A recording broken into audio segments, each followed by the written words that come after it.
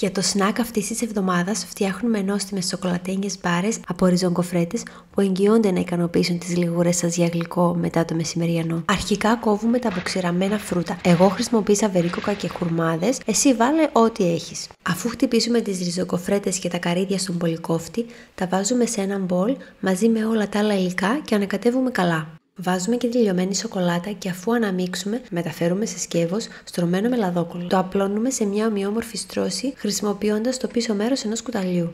Αφού παγώσει στο ψυγείο, κόβουμε και απολαμβάνουμε. Είναι ελαφρύ από τις ριζογκοφρέτες με γλυκές νότες από τα αποξηραμένα φρούτα. Την αναλυτική συνταγή θα τη βρεις στην ιστοσελίδα μου natalicious.food.com ή γράψε συνταγή στα σχόλια και θα στη στείλω.